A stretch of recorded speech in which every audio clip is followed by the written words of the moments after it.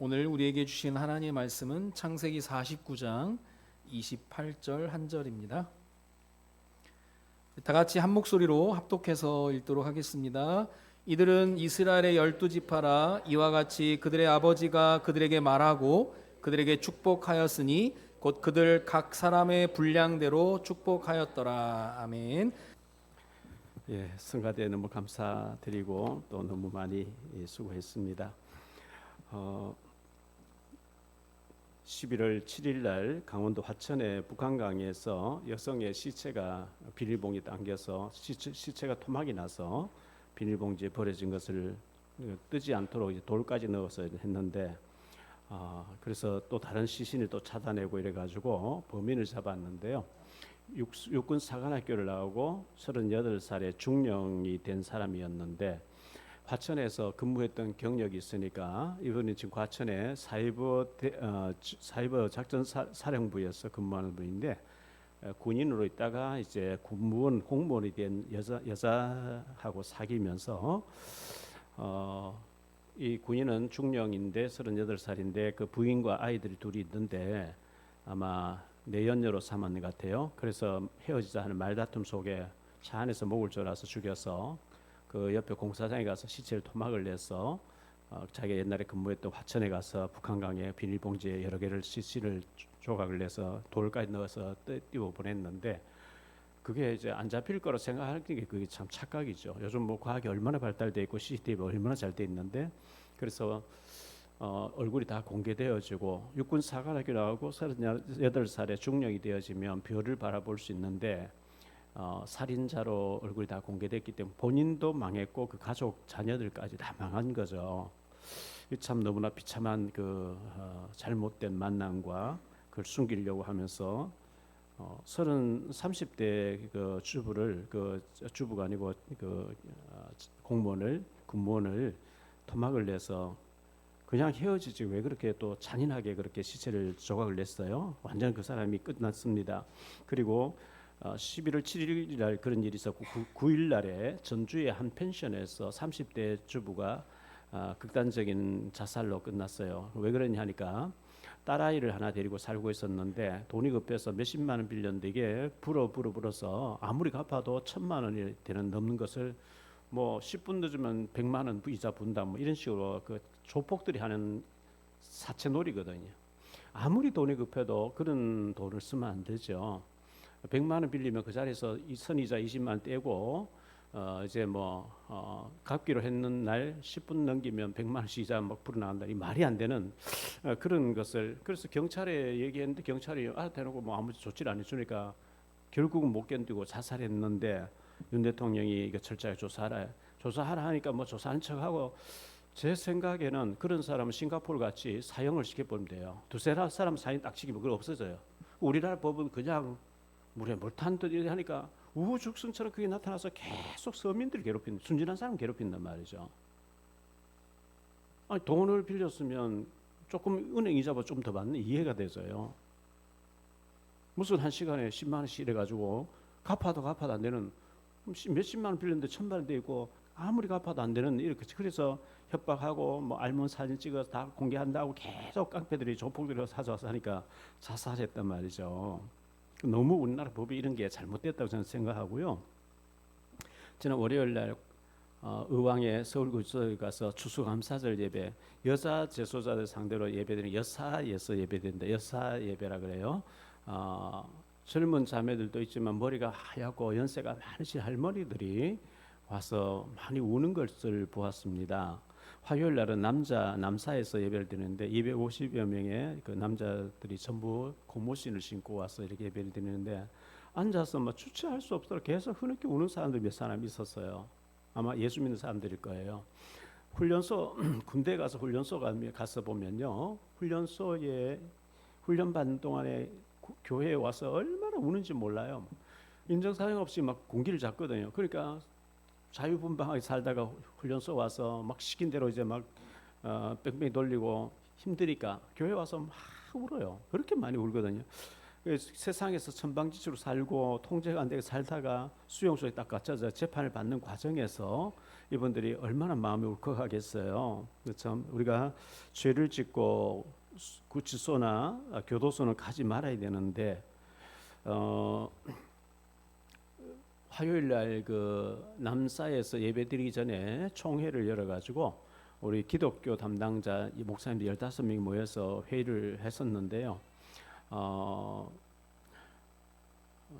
거기에 구치소에서 오래 근무하시다가 목사님 되셔가지고 구치소에 와서 이렇게 설교하시는 목사님 계셨어요. 그래서 분당에서 오신 연세 많으신 목사님 그분에게 목사님은 구치소에서 오래 근무하셨고 목사님 되셔가지고 계속 들어와서 이렇게 예배를 인도하는데 죄 지은 사람들이 좀 옵니까? 이렇게 하니까 한 명도 안 왔대요. 왜 안 오느냐 하니까 자기들이 죄를 짓고 와서 목사님 만났기 때문에 이제 그 청산하고 와도 자기의 과거가 더 드러나니까 부끄러워서 그런지 아무도 안 왔습니다. 이렇게 얘기를 하더라고요. 제가 이제 그 선배 그 8년 동안 구치소 예배 인도하는 분들이 설교하는 걸 제가 그날 참석해서 저는 축도를 하고 앉아서 들으면서 하나님 저를 보내신 이유를 알게 됐어요. 뭐 그분들이 잘못했다는 얘기 아니고 잘 열심히 하시는데 도덕적인 설교를 하시는 거예요. 뭐 여호와를 찬양하자, 뭐 여호와를 송축하자 이렇게 하시는데 지금 이분들은 막 여러 가지 얽히고 설키고 막 사탄에게 이용당해서 하여튼 뭐 이렇게 저렇게 얽혀가지고 하나님 딱 가다놨는데 여기까지 오는 동안에 그들이 빠져나올 수 없는 운명사주 팔자가 뭐며 왜 예수님이 그리스도 되시며 이거 본색적인 복음을 전해서 영접시켜야 되는데 도덕적인 설교 가지고는 그 삶이 안 바뀐단 말이죠. 막 갈급해서 울고 있는데 여호와를 송축하고 여러분 참으시고 그래서 제가 그냥 가슴에 불이 붙었어요. 그래서 저는 갈 때마다 굉장히 원색적인 복음을 전하고 운명 사주팔자가 뭐며 예수님 왜 그리스도 되시는지 영접하면 어떻게 되고 영접 안 하면 어떻게 되는지 그래서 복음을 전해서 살리고 있거든요.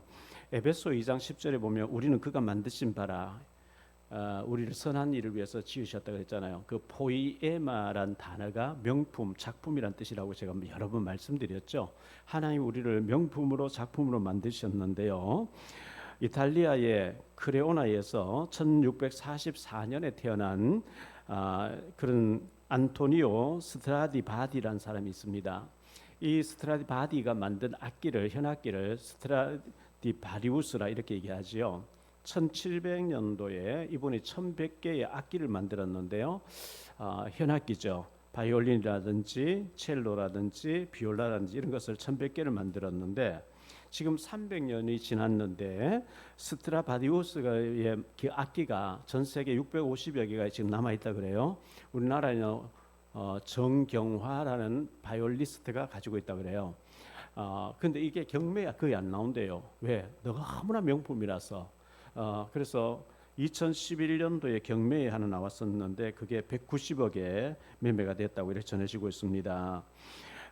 이 바이올린이나 첼로, 비올라 악기를 만드는 데 쓰여지는 재료의 나무가 가문비 나무라 그러죠. 그래서 여러분 네이버에 가문비라고 나무라고 치면 우리나라에도 여러 군데 들어 있더라고요.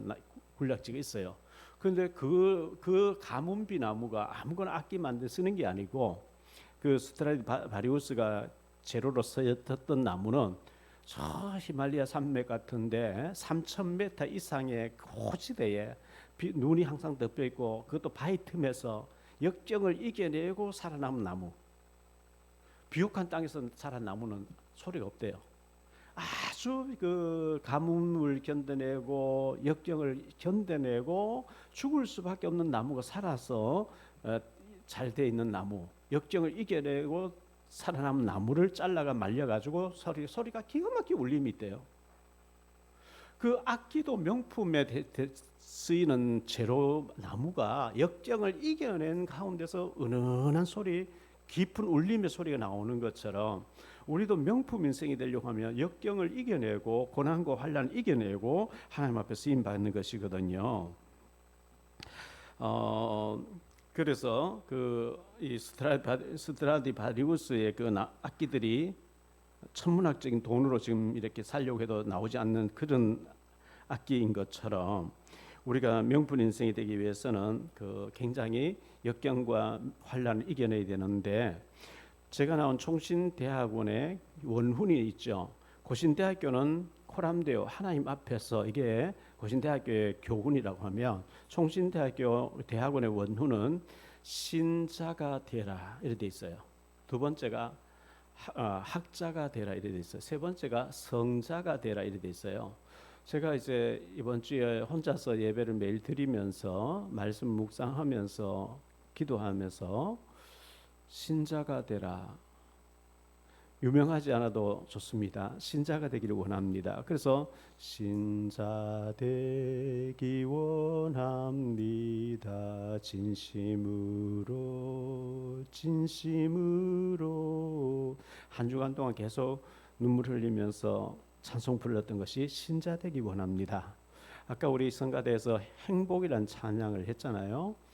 11월 1일부터 21일까지 오른교회에서 다니엘 기도회 하는데 21명이 나와서 간증을 했어요. 제가 이제 운전에 다니면서 여기 다니면서 계속 다니엘 기도회에 간증했던 사람들 듣는데, 예를 들면 최경주라고 하는 골프 선수 장로님이죠. 그분도 간증을 하고 유명한 사람 많이 간증을 했는데, 행복이란 노래, 그리고 은혜란 찬양, 그리고 그런 그 주옥 같은 찬양을 지은 그 사역자가 간증을 하더라고요. 꼭 들어보세요. 얼마나 은혜된지. 그래서 꼭 들어보시기를 바라고요. 그리고 한 분 대구에 엠마오 교회인가 대구에서 목회하시는 분인데, 한창수 목사님이라고 하는 분이 듣는 가운데 아주 그 감동을 주었어요. 이분이 뭐라고 얘기하느냐니까, 자기 부모들이 일찍 돌아가시고 형님과 누나가 자기를 버린 건 아니지만 다른 자기들 대로 살러가고, 대구 향촌동이라고 하는 동성로 옆에 향촌동이 있는데 거기 술집거리, 완전 술집거리거든요. 거기서 태어났대요. 근데 친구가, 초등학교 다니는 친구가 우리 교회 가면 52주 나가면 필통 준다는 말에 필통 받으려고 갔는데, 권사님이, 주일학 교사인 권사님이 새 한 마리도 하나님 귀하게 여긴데 창수 너는 새보다 얼마나 더 귀하냐, 이렇게 자기는 귀하다는 얘기를 한번 들어본 적이 없는데 귀하다는 얘기 들을 때 너무 그게 가슴이 와닿았대요. 하나님이, 예수님이 나를 귀하게 보시는구나. 그래가지고 52단에서 필통을 받았는데, 자기를 귀하다고 여기서 권사님 너무 좋아서 교회 다녔는데 믿음이 들어간 거예요. 그리고 경북대학교를 나오고 총신대학원을 나오고 영국에 가서 박사학위를 받고 와서 대구에서 개척교회를 했는데, 아이들에게 성경 구절을 가르쳤는데 성경 구절을 300개 외우는 아이가 500개, 600개 외우는 아이가 있고 1000개를 외우는 아이가 있다는 거예요. 우리가 애들 영어로 못 키워놔도요, 어릴 때 성경 말씀이 딱 박혀버리면 축복되게 돼 있어요. 오늘 또 청라에서는 뭐 성경 구절 몇 개 외운 아이들 시상식을 했는데, 어제 교육자 식사하면서 그런 얘기를 했어요. 그래서 제가 이분하고 너무 이제 통화를 하고 싶어서 전화를 했어요. 대구 전화했더니만은 저는 총신대학원 84회입니다 하니까, 아이고 선배님이시군요. 제가 어릴 때 부모님 안 계시고 대구나 짜장 배달하러 향촌동 그 맥주홀이 있었는데, 제가 있었던 데는 팡코리아라는 것이었어요. 제 앞에 사람이 하던 500여 평의 맥주홀인데요. 1, 2, 3, 1, 2, 3 홀 클럽이었어요. 그런데 제가 거기에서 웨이터로 좀 있었다니까, 너무 이제 이분이 거기서 살았으니까 그 얘기하니까, 그리고 이제 쭉 얘기를 하니까 너무 좋아하시면 선배님이시군요. 그래서 꼭 우리 교회 주일 오후에 와서 그 아이들의 성경 구절을 할 수 있도록 좀 해달라니까, 그렇게 하게 12월 22일 날 오후에 오기로 했거든요. 그 1000구절을 외우는 아이들을 영국에 관광을 보내주는데 얼마나 좋겠어요, 아이들이. 그래서 저는 미국에 보내주겠다 했어요. 그래서 앞으로 우리 아이들 1000구절 외우는 애들 뽑아가지고 미국에 우리 바이오기습 선교사가 있으니까 거기 가서 보면 돼요. 그래서 미국 들려보고, 그 성경 구절을 어떻게 그 1000구절 외우냐 하니까 이분이 보여줘. 여러분 네이버에 가서 이제 그 들어보면, 다니엘 기도에 들어보면 나오니까, 병품처럼 이렇게 해가지고요, 성경 구절 쫙 됐는데 한번 외워도 나중에 못 외운대요. 계속 반복해서 봐야만 외워진다는 거죠. 성경 구절 1000구절 외우면 끝나는 거예요. 인생이 끝나는 거예요. 하나님 축복하게 돼 있어요. 어릴 때 말씀이 각인돼 버리기 때문에, 너는 참새보다 귀하다, 그 한마디가 나를 바꿔놨는데, 이런 얘기를 하는 거죠. 그래서 그분을 좀 모시고 하기로 하고요. 백석교단 충남노회 충경시 차례가 지난주 있었는데요. 목요일에 있었어요. 그 주소 따라 가보니까 소래 옆에 거기예요. 가보니까 아름다운 꿈의 교회인데 거기는 교회 규모도 작은데 주일학교까지 거기서 대안학교가 다 하고 있어요. 아이들밖에 없대요. 그래서 목사님하고 제가 막 통했어요. 목사님 아들 전도사를 여기 뭐 센트럴 파크 여기인데 어디 있다는데 거기 보내서 헤이븐 교회라고 지교회를 하고 있는데 전도사인데 3년 동안 대학교에 가는데 100여 명의 지금 대학생들 키우고 있다는 거예요. 그래서 여기 우리 송도 계신 우리 모든 사역자분들, 모든 중직자 청년들은요, 여기 세계적인 명문대학이 몇 개 들어와 있어요. 저희 가서 기회 있을 때마다 기도하고 나와야 돼. 흑암 걷고 기도하고 만나면 달라 기도해야 돼. 그 대학생들이 일어나면 아이들이 일어나면 이게 희망인데 보세요. 어른들은 왔다 갔다 하잖아요. 아이들은 그렇지 않거든요. 그래서 제가 이거 참 너무 중요하다. 그래서 꿈의 교회 우리 교육자들探방을 한번 가보기라고 해분 교회도 가서 그 전도사님 얘기도 들어보고 왜 그 전도사님 혼자서 대학 다 감당을 못해요. 우리 다 달라붙어도 못해요. 그래서 우리가 아이들 또 우리 청년들 대학생들 살리는 것이 너무나 하나님이 원하시는 일이기 때문에 그 간증을 듣는 가운데 누가 그런 얘기 하더라고요. 우리에게 찾아오는 고난은 축복인데 고난의 포장지에 쌓여 있다는 거예요. 그래서 그 말이 맞아요. 시편 119편 67절에 보면 고난 당하기 전에 내가 그릇 행하였더니 이제는 주의 말씀을 지키나이다. 시편 119편 71절에 보면 고난 당한 것이 내게 유익이라 이런 말미암아 내가 주 율례를 배우게 되었나이다 이렇게 하잖아요.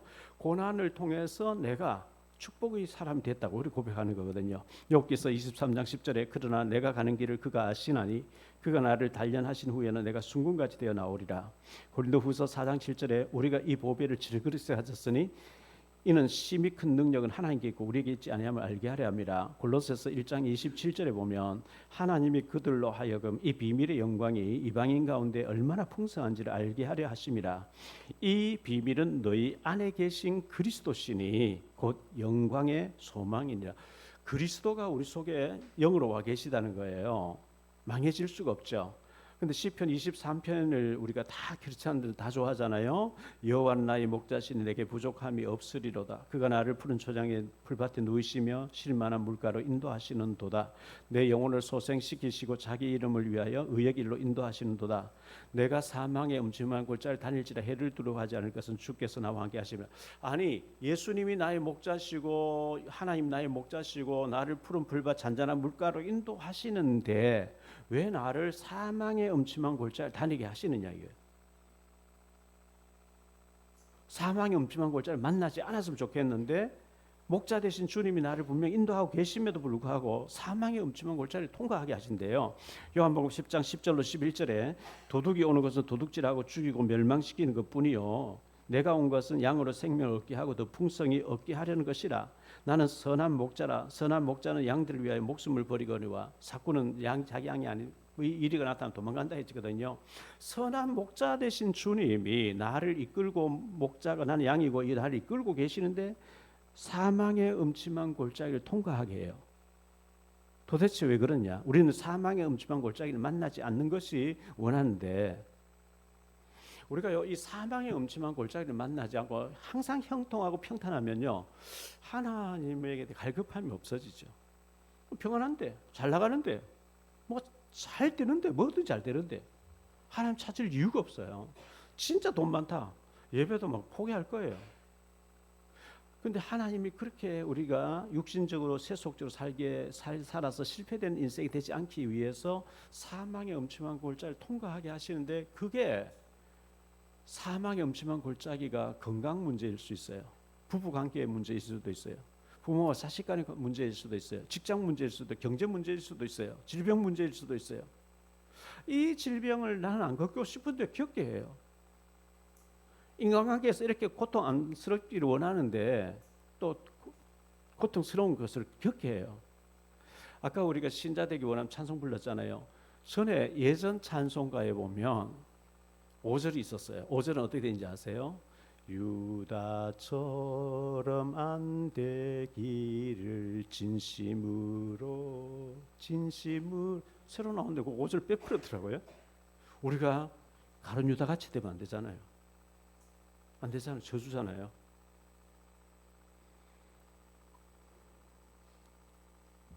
사망의 음침한 골짜기를 통해서 하나님만 바라보고 오직 예수에 대한 붙잡은 답을 갖게 하기 위해서 하나님 통과하게 하셔요.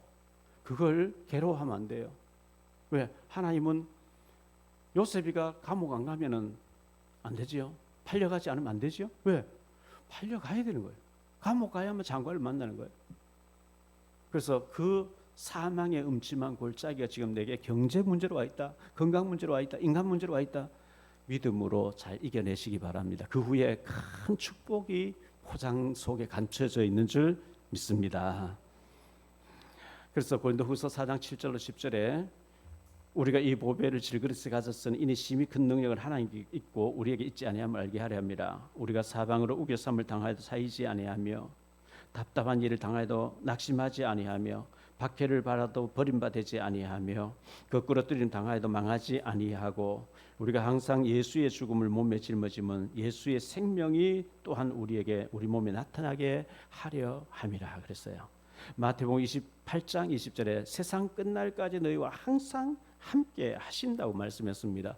그래서 제가 이제 연말과 연초에 새 1회 동안 저녁 기도회를 하면서 우리가 치유받고 회복해야 되겠는데 정말 하늘과 땅의 모든 권세를 가졌고 십자가에서 우리의 저주 문제 다 해결하신 주님이 하늘과 땅의 모든 권세가 나와 함께 하신다는 게 정말 이게 믿어져야 되고 누려져야 되는데 주님을 전적으로 의지해야 되는데 우리가 하나님을 전적으로 의지하지 않고 하나님 마치 안 들으시는 것처럼 말하고 행동하고 하는 것이 굉장히 하나님을 죄짓는 거거든요. 사무엘 그 12장에 보면 다윗이 범죄하고 난 뒤에 나단 선지자가 와서 네가 어찌 나를 업신여기고 그렇게 했냐. 우리가 하나님 업신여긴 죄를 회개해야 돼요. 하나님 모든 대화를 다 듣고 계시고 모든 거 다 보고 계시고 다 듣고 계시는데 하나님 앞에서 말하고 하나님 앞에 행동해야 되는데 그렇지 않고 잘못할 때가 너무 많이 있거든요. 우리 청라에 최성하 장로님 계시거든요. 최성하 장로님이 지금 연세는 많으시고 그래서 취직할 잘 안 되는데 저 서울 어디에 순복음교회에 밤에 근무 소방사 자격증도 있고 몇 가지 자격증이 있으니까 그 교회를 밤에 이제 지켜주는 뭐 문 잠가놓고 좀 주무시겠죠. 그런 일을 이제 하고 계시는데 그러다 보니까 자연스럽게 그 주일날 거기서 예배드리고 식사하고 나면 장로님들 둘러앉아가지고 지난주 받았던 메시지 가지고 한 주간 동안 살면서 현장에서 말씀 적용하면서 응답받은 전부 포럼을 한대요. 잘하는 거죠. 교회 와서 자꾸 막 세상 얘기, 목사 흉보는 얘기, 남의 장로 흉보는 얘기, 세상 얘기, 온갖 육신적인 얘기하면서 하나님 보고 듣고 계신데 하나님 안 계신처럼 말하고 그래서 실패를 다 해버리거든. 근데 전체 그 교회는 딱 식사하고 나면 지난주 받은 메시지 가지고 현장에서 이렇게 포럼하고 이렇게 응답받고 이렇게 했다. 그 얘기만 계속한대요. 참 잘하는 거죠. 김서강 안수 집사님이 계시는데 그 장로님이 그 아버지 장로님 지난번에 얘기하더라고요. 지난번에 이제 저쪽에 분쟁 있는 수단 지역에 평화유지군으로 갔다 왔잖아요. 갔다 왔는데 대통령상을 받게 됐대요. 그런데 이분은 직업군인 상사예요. 옆에 같이 나갔던 분은 이제 군인으로서 별을 바라보는 장교단 말이죠. 내가 받아야 될 국무총리상을 자네가 받고 자네가 받아야 될 대통령상을 내는데 좀 양보해 주면 안 되겠냐. 그 참 사실은 어려운 얘기잖아요. 대통령상이 확정됐는데 총리상으로 바꿔달라. 그래서 그 가문의 영광이고 대통령상은요. 그런데 바꿔줬대요. 그래서 그 얘기하길래 바꿔줬으면 그 대신에 꼭 전도하라고 사람을 그래야 되잖아요.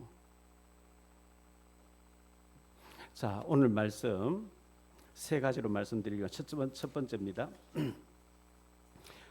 축복받은 자녀들, 야곱의 축복받은 자녀들이에요. 첫 번째, 야곱은 12아들이 있었습니다. 야곱 나이가 147세가 됐습니다. 병이 들었습니다. 죽음을 직감합니다. 이제 그래서 12아들 다 불러놓고 이제 축복을 하고 저주를 내리는데 족장 시대입니다. 창세기는 족장 시대는 아직 창세기에 기록되기 500년 전쯤 돼요. 그래서 하나님을 대신해서 축복하는 장면이 나오고 저주하는 장면이 나오는데요. 제가 여러 번 얘기했던 핀란드 전 총리 에스코 아호라고 하는 총리는 서울 포럼에 와서 그런 얘기를 했어요. 지혜로운 부모는 지혜로운 사람은 후손들이 따먹을 수 있는 과일 나무를 미리 심어 놓는다 그랬거든요. 우리나라가 참 복을 받은 것은요. 누가 뭐라 해도 이승만 대통령이 참 잘했어요. 이분이 왕족이었는데 왕족 제도를 없애고 영어를 배우면서 이분이 감옥에 있으면서 복음을 받아가지고 초대 대통령으로서 국회에서 기도로 시작하게 했고 너무 잘했어요. 그리고 박정희 대통령이 이 나라를 산업화를 이루어준 너무나 감사한 일이죠.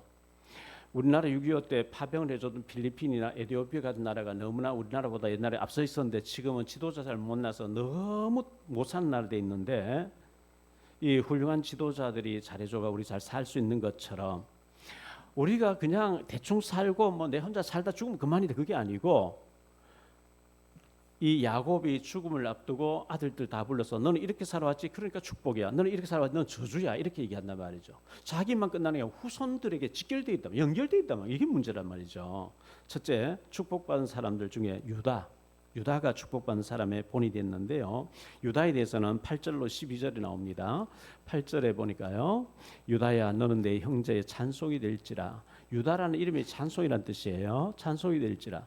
내 손이 내 원수의 목을 잡을 것이요 내 아버지 아들들이 내 앞에 절하리로다.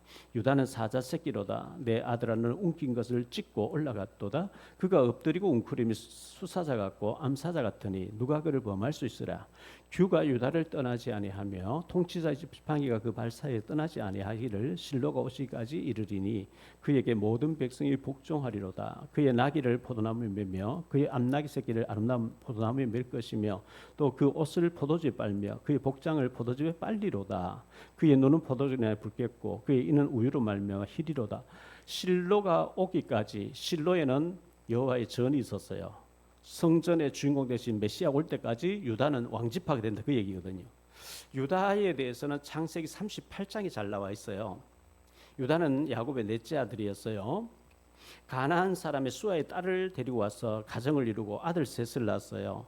엘과 오난과 셀라를 낳았는데 그 아들들이 믿음으로 자라지 못했어요. 장성해가지고 다말이라는 여자를 며느리로 데리고 와서 큰 아들하고 결혼시켜 줬는데 여호와께서 보시기에 엘이 악함으로 하나님 죽이셨대요. 둘째 아들 오난을 불러서 네 형수하고 동침해서 아이를 낳아서 네 형의 이름으로 대를 이어가게라. 근데 오난이 형수를 임신시키지 않으려고 왜? 아이를 낳아봐야 내 아이가 아니고 형님의 아이다. 이래가지고 땅에 설정했는데 그게 하나님 앞에 악함으로 하나님 그를 죽이셨다 그래요. 그리고 셀라는 어리니까 너 친정에 돌아가 있어라 하고 그의 부인이 또 죽었어요. 일찍 죽었어요. 양털 깎는 데 갔다가 여자가 얼굴을 가리고 앉아있는데 너 누구냐 뭐 하는 사람이냐 몸 파는 사람입니다. 며느리인 줄 모르고 동침해서 상둥이를 낳았던 이 유다는 굉장히 인생을 실패한 사람처럼 보여지는데 그런데 축복받는 대표적인 사람이 됐어요. 어찌했어요? 요셉을 죽이자 할 때 유다가 살리려고 했어요. 살리려고 하는데 죽이자는 게 너무 분위기가 강해요. 못 살리겠어요. 그래서 돈 받고 팔자 이래서 살렸어요. 베냐민을 살려고 했고 가정을 살려고 했었는데 이 유다가 왕지파의 축복을 받았거든요. 그래서 저와 여러분은 항상 살리려고 애쓰는 자가 되어야 됩니다. 두 번째로 요셉이가 받은 축복이 있는데요. 22절로 26절에 요셉이 받은 축복에 대해서 나옵니다. 요셉은 무성한 가지 곧 샘 곁에 무성한 가지라 그 가지가 담을 넘었도다. 활 쏘는 자가 그를 학대하며 적개심을 가지고 그를 쏘았으나 요셉의 활은 도리어 굳세며 그의 활이 힘이 있으니 그의 야곱의 전능자 이스라엘의 반석인 목자의 손을 힘입음이라. 그의 아버지의 하나님께로 말미암나니 그가 너를 도우실 것이며 전능자로 말미암나 그가 내게 복을 주실 것이라. 위로 하늘의 복과 아래로 깊은 샘의 복과 젖먹이는 복과 태여 복이로다. 내 아버지의 축복이 내 선조의 축복보다 나아서 영원한 산이 하나 없음 같이 이 축복이 요셉의 머리로 돌아오며 그 형제 중 뛰어난 자의 머리로 정수리로 돌아오리라. 요셉이가 받은 축복은요, 샘 곁에 심겨진 나무와 같대요. 샘 곁에 심겨진 가뭄을 모르죠. 그 가지가 뻗어서 담을 넘어서 다른 지역까지 뻗어 나갔다, 이렇게 말씀하고 있거든요. 요셉에 대해서 우리가 너무나 잘 알고 있기 때문에 요셉이가 땅 분배받을 때 자신은 빠지고 두 아들이 들어가서 장자권의 축복을 받는 것을 보게 됩니다. 크게 두 번째로 저주받은 자녀들이 나옵니다. 저주받은 자녀들 중에 첫 번째가 르벤이래요. 르벤은 야곱의 장자입니다. 3절 4절에 나옵니다. 르벤아, 너는 내 장자요, 내 능력이 내 기력의 시작이라. 위풍이 월등하고 권능이 탁월하도다마는 물의 끓음 같았은즉 너는 탁월하지 못하리니 네가 아버지의 침상에 올라 더럽혔음이로다. 그가 내 침상에 올랐었도다. 이렇게 말씀했어요. 창세기 35장 22절에 보면요, 이스라엘이 그 땅에 거주할 때 르벤이 가서 그의 아버지의 첫 빌하와 동침하며 이스라엘이 이를 들었더라. 야곱이 사랑했던 여자가 라헬인데 요셉의 어머니 라헬이잖아요. 라헬의 몸종이 빌하였어요. 그 라헬이 베냐민을 낳고 죽어요. 하엘을 만약 죽겠죠. 죽고 나니까 눈치 보는 사람이 없어요. 그 라헬의 몸종이고 아버지의 첩이었던 빌라를 데리고 동침하고 했는데 저주를 받아요. 왜? 아버지의 어머니, 아버지의 첩을 이제 하체를 범했기 때문에. 이와 비슷한 사건이 열왕기상 2장에 나옵니다. 다윗이 나이가 많고 눈이 어둡고 이제 누워 있어 죽을 날 기다리는데 솔로몬을 후계자로 세우겠다 얘기를 했는데 아도니아라는 사람이 많은 신하들을 자기 사람 만들어서 왕이라고 지금 잔치를 하고 나팔 불고 난리 났어요. 그래서 나단이라는 선자와 밧세바가 가서 왕이여 솔로몬을 세운다고 하지 않았습니까? 아도니아가 스스로 많은 신하를 데리고 왕이 됐다고 지금 선포했는데 왕이 가만히 있으면 우리 다 목이 날아갑니다.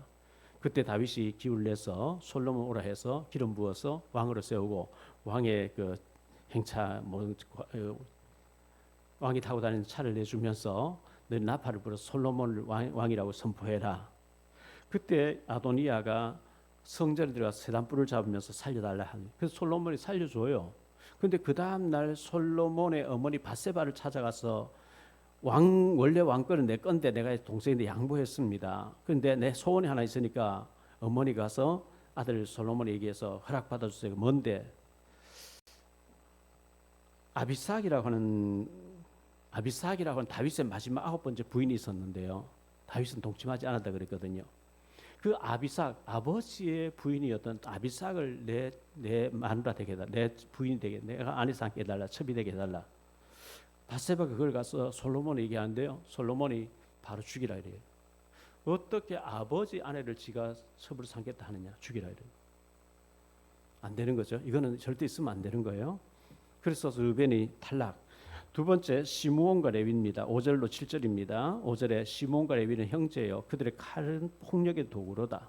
내 호나 그들의 모의에 상관하지 말지어다. 내 영광아 그들의 집회에 참여하지 말지어다. 그들이 그들의 분노대로 사람을 죽이고 그들의 혈기대로 소의 발목 힘줄을 끊었음이로다.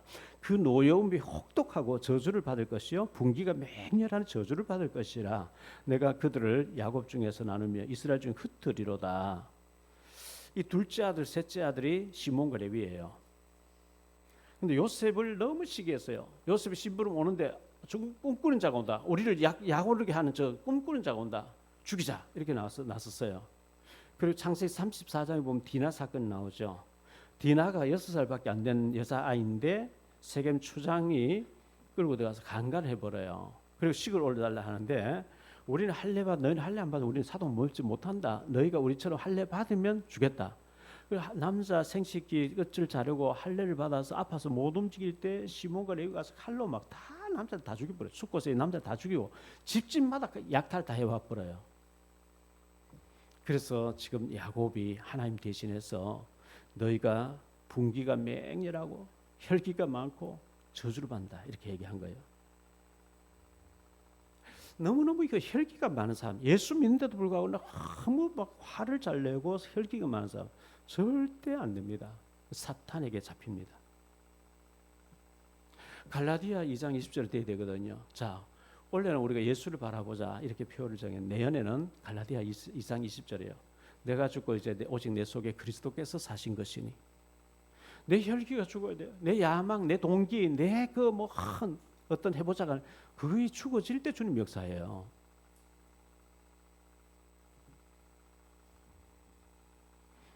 내가 죽으면 그리스도가 살고요. 내가 살면 그리스도가 죽는 거예요. 내가 죽어야 돼요. 내 혈기가 죽어야 돼요.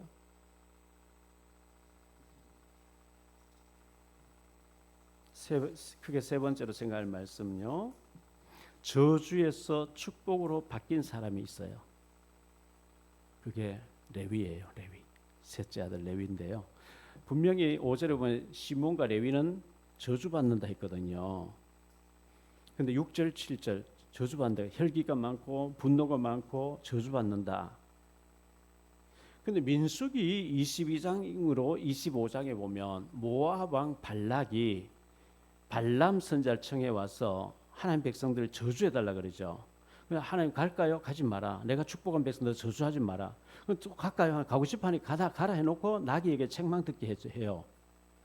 축복하려고 하면 저주가 저주만 해주면 이 많은 돈을 주겠다고 뇌물을 잔뜩 쌓아놨어요. 해주고 싶어요. 돈 받고 싶어가지고. 근데 하나님 못하게 하니까 못 해주는데 깨를 내줘요. 그리고 그걸 재물을 받고 가요. 그 깨가 뭐냐? 저 이스라엘 백성들이 광야에 저렇게 많이 텐트 치고 있는데 여자들 나체를 시켜가지고 유혹해라. 그러게 와서 바알에게 제사 지내고 그 여자들하고 한 몸으로 이제 완전 뒹굴어 버리면 하나님 저주한다. 그 깨를 내줘. 그대로 해요. 자, 민수기 25장 10절로 15절인데요. 발람 선지자의 깨로 발락 왕의 전략으로 모압 여자, 미디안 여자들이 왔습니다. 바알 종교에 빠진 여자들이 유혹으로 이스라엘 남자들이 간음하고 우상 숭배하고 하나님을 진노하셨고 연병을 퍼뜨려서 하루에 24,000명이 죽는 사건이 벌어졌는데요. 그 10절로 13절에 보면 민수기 25장 10절로 13절에 보면 여호와께서 모세에게 말씀하여 이르시되 제사장 아론의 손자 엘르아살의 아들 비느하스가 내 질투심으로 질투하여 이스라엘 자손 중에서 내 노를 돌이키게 켜서 내 질투심으로 그들을 소멸하지 아니하였도다. 그러므로 말하라. 내가 그에게 내 평화의 언약을 주리니 그와 그 후손에게 영원한 제사장의 직분의 언약이라. 그가 그의 하나님을 위하여 질투하여 이스라엘 자손을 속죄하였습니다. 그 막 하루에 24,000명이 죽는 대사건이 벌어졌는데 시몬의 후손 가운데 시물이라고 하는 사람이 미디안 여자 고스비를 데리고 그 바알 종교에 빠져 있는 여자를 데리고 이스라엘 진영을 들어왔어요. 그래서 이 비느하스가 창을 가져가서 두 사람 죽였다 이렇게 했거든요. 근데 하나님은 여호와의 질투심으로 악을 제거했다 이렇게 하면서 이 레위 지파를 영원한 제사장 지파로 축복한다 이런 말씀 나와요. 근데 민수기 31장 16절이 중요합니다. 민수기 31장 16절에 보라 이들이 발람의 깨를 따라서 바알부올 사건을 일으켰다. 깨를 내주고 뇌물 받았다 이 말이거든요. 저주받은 선자죠. 여호수아 13장 22절에 보니까요. 이스라엘 자손이 그들을 살육하는 중에 부올의 아들 점술과 발람도 칼에 죽였더라. 선지자라고 하면서 영적으로 사실은 하나님이 보실 때 점술가다. 무당 같은 귀신의 힘으로 하였다 이렇게 얘기하고 있어요. 갈라디아 두 번째로 나머지 7 아들들이에요. 나머지 7 아들들.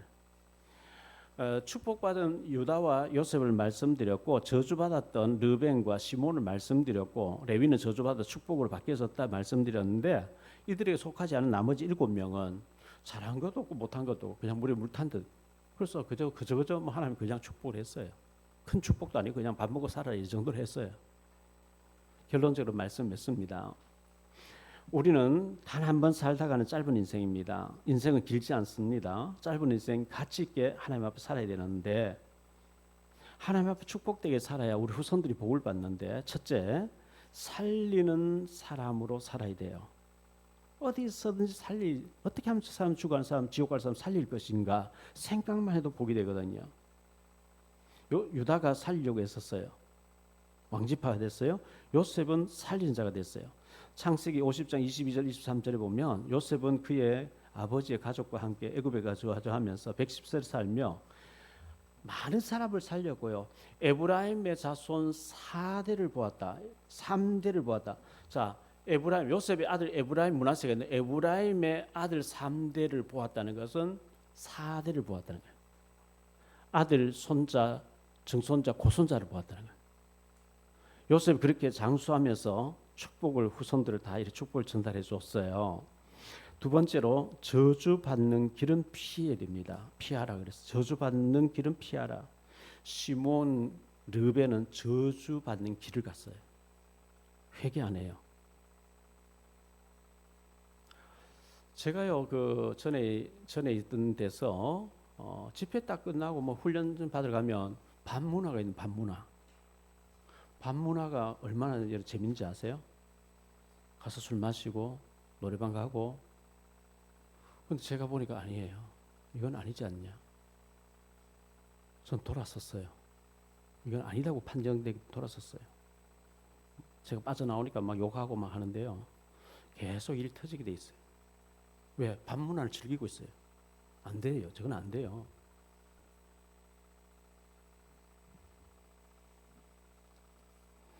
죽이는데 죽어가는데 앞장서는 거. 저 앞선 사람들이 저렇게 타락해버리면 밑에 사람 다 따라해버리거든요. 하나님 그거 싫어하시는 거거든요. 세 번째, 각 사람의 분량대로 그랬어요. 야곱이 죽음을 앞두고 각 사람의 분량대로 어떤 사람 축복, 어떤 사람 저주했다 이렇게. 이 말은 각 사람의 분량대로, 이 말은 각 사람의 믿음대로 행한 대로 이 말이에요. 하나님은 안 보시는 것 같지만 다 보고 계시다가 내가 그냥 아무렇게 살다 내 혼자 죽으면 끝나는 게 아니고 그게 축복으로 저주로 자녀에게 후손들이 전달돼 버리기 때문에 중요한 거예요. 그래서 말한 대로 되어지고 기도한 대로 응답되고 믿음대로 되어지고요. 씨앗을 뿌린 대로 열매를 맺게 되고요. 심은 대로 거두게 됩니다. 제가 갈산동에 있을 때 저희 집 사람이 그 이마트 안에 그 박승철 미장원에 거기 가더라고요. 저보고 거기 가래요. 거기 계신 실장님 나와서 이미숙 그 미장원을 차려서 거기 지금까지 가고 있는데 제가 고향 교회가 시골 마을에 55세대 살고 있는데 제가 방이 받고 너무 어려울 때 식량을 보내주고 해서 늘 고맙고 하고 지난번에는 임장로님께 부탁해가지고 55세대에 일할 때 신을 수 있는 장화를 보내줬어요. 연말 되면 다 카렌다를 보내주고 제 책을 또 한 번 보내주게 됐고요. 근데 원래는 뭘 보내드릴까 달력은 기본을 보내드리는데 장갑을 농사 지을 때 장갑 필요하잖아요. 장갑을 보내줘야 되겠다. 그냥 목장갑보다는 목장갑에 페인트 칠해놓은 거 있죠. 잘 떨어지지 않는 거.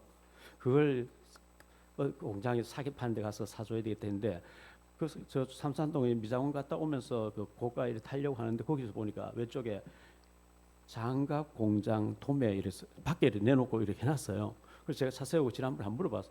이거 얼마 하느냐니까 10컬레에 1,000 얼마 안 돼요. 그래서 비싸지 않네. 어제 아래 이제 그 갔다 오면서 들려가지고 300컬레 한 가정에 10컬레씩 이렇게 주는데 그렇게 뭐 300컬레 600컬레거든요. 600컬레 장갑을 샀어요. 총 17만 1,000원 주고 샀어요. 그래서 사는데 이분 그 사장 손을 보니까 손이 한쪽이 다 멍그려져 있고 뭐 사고 난지 손가락 하나만 이렇게 쓸 수가 있도록 돼 있어요. 장애를 가지고 있어요. 그래서 제가 목사입니다. 혹시 사장님 신앙생활 해보셨나요? 하니까 제 매제가 목사입니다 이래요. 그러면 교회에 대해서 너무 잘 알지만 저는 안 다닙니다. 왜 안 다니십니까? 하니까 술을 좋아해서 못 갑니다 이래요. 그래서 코가 빨갛더라고요. 술을 좋아하시는 거. 그래서 제가 무슨 말인지 알았어요. 그래서 제가 목사인데 시골 고향 마을에 교회에 보내주려고 합니다. 잠깐 좀 간증을 하고 제가 다음에 꼭 들릴게요 하니까 언제든지 오십시오. 제가 이제 그분을 찜했어요. 다음에 이제 뭐 과일 좀 사들고 가서 사귀면서 성탄절날 선생님 초청할 때 불러야 되겠다 이렇게 생각했어요. 우리 김영기 집사님이 여기 어디서 미장원 하고 계시잖아요. 그래서 제가 어제 우리 집사람하고 윤예진 목사님 신방을 가서 오후에 갔어요. 갔더니만은 토요일 오후 되니 손님 계속 오는 거 있죠. 근데 점심도 못 먹고 지금 일하고 있대요. 그 집사람하고 윤선호 기사님이 빵이라 좀 사오겠다 하고 있는데 어떤 남자분이 염색해 놓고 이제 머리를 좀 말리니까 이제 그런데 이 집사님이 교회 목사님 오셨는데 실례지만 잠깐 좀 예배 드리도록 하겠습니다. 저는 교회 안 다니지만요 예배 드릴 때 저까지 축복기도 해주세요. 뭐 이런 거요. 그래서 그 놓고 제가 가갔어요. 선생님 교회 신앙생활 안 해보셨습니까? 예. 근데요 제하고 직장 다니는 제 앞에 있는 사람 장로고 옆에 있는 집사고 뭐 어쩌고 이렇게 얘기해요. 그러면서 하는 얘기가 어디서 목사님 많이 봤어요. 어디서 뵀죠? 이래요. 그래서 제가 유튜브를 하고 있어요. 유튜브에서 봤을 수도 있고요. 뭐 하니까 텔레비 안 나왔어요. 텔레비도 몇 번 나왔어요. 많이 뵀대요. 그래서 뭐 제가 사람은요 육신과 영혼의 합쳐서 사람인데 운명 사주팔자랑이 있거든요. 뭐 얘기하면서 성창경 기자분도 저를 만나서 너무 시달리다가 복음 받고 구원 받고 쭉 얘기하면서 복음 받으셔야 돼 하니까 알겠습니다. 또 다른 손님 와서 그래서 1분만 기도해주고 가겠다고 왔는데 그분에게 제가 명함을 줬더니 유튜브 찾아보더라고요. 이분이요. 예, 그거 보시면 돼요. 그리고 꼭 예수님 만났어요. 그걸 해주고 왔거든요. 왔는데 우리는 어디 가서든지 생명 살릴 때 제일 행복하잖아요. 다른 일에 행복 안 해요. 복음 전할 때 행복하고 생명 살아날 때 행복한 거거든요. 저와 여러분이 살리는 데 쓰임 받는 축복의 사람 되시기를 예수님 이름으로 축복합니다. 기도합니다. 주님 감사합니다. 유다가 살리려고 애썼는데 왕지파 되어졌습니다. 요셉이가 살리는 사람 되어졌는데 축복받았습니다. 르벤과 시므온은 죽이고 혈기내고 죽이는 데 앞장섰습니다. 저주의 실패의 사람 되지 말고 우린 축복의 사람이 되어지게 하옵소서. 주 예수 그리스도 이름으로 축복하며 기도하옵나이다. 아멘.